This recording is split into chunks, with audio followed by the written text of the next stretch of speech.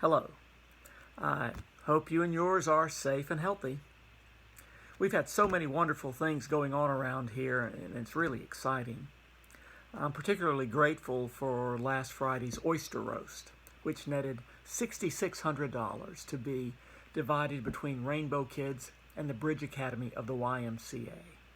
A great and fun way to serve our neighbors. That's what we're called to do after all. Jesus' disciples were also called.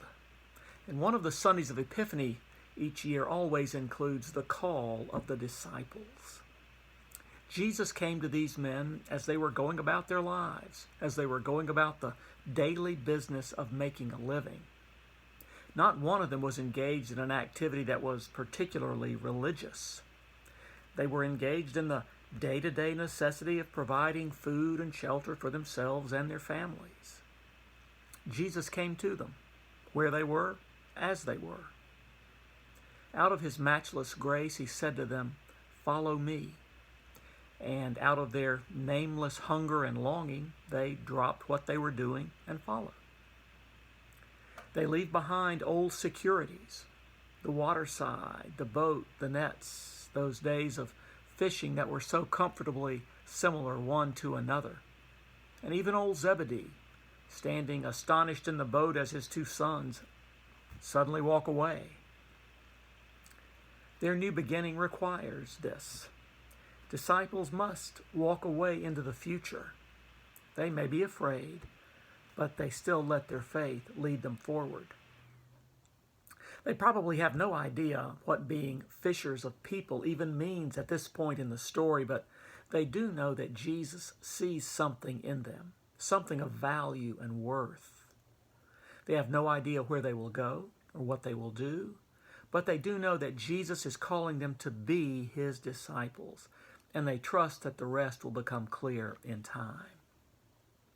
Jesus doesn't call them to be, emissaries of the kingdom or heralds of God or disciples of the Messiah or witnesses of the divine or even the first Christians, but rather to be fishers of people.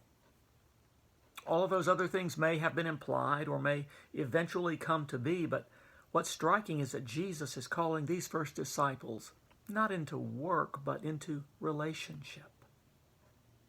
We might have different ideas of what being fishers of people means, but it implies relationships. Jesus, that is, calls these first disciples into relationship with himself, with each other, and with all the various people they'll meet over the next few years and indeed the rest of their lives. This gospel ends, remember, with another invitation to relationship. Make disciples by baptizing them and teaching them what Jesus had taught them.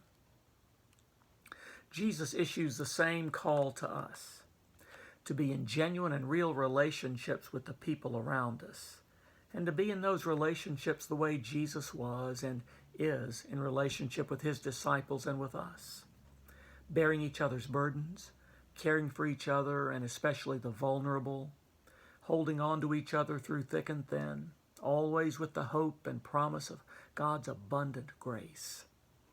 Sometimes that call to be in Christ-shaped relationship with others will take us far from home, and sometimes it'll take shape in and among the persons right around us. But it will always involve persons. Not just a mission or a ministry or a movement, but actual flesh and blood persons. As we follow Jesus, we're transformed. With every grace-filled day, we're reshaped into new creatures. With every passing day, we're becoming the persons God has created us to become. With each new day, we're nurtured and re-equipped for the work of God's kingdom. In these fisher folk, we see that the ones Jesus seeks out to be his disciples are so incredibly ordinary. No education, wealth, or social status to boast of. No particular experience or characteristics that would predict their success. No. Jesus seeks out ordinary, everyday, even mundane people to be the bearers of his message of reconciliation and redemption. And if them, why not also us, right? Can you imagine that Jesus is calling you? The call has been issued. It's true. You too are called to be something. You're called to be those through whom God offers words of mercy, grace, and hope. And the call is a gift. So respond and follow. Then walk the journey in faith and confidence and hope. See you soon.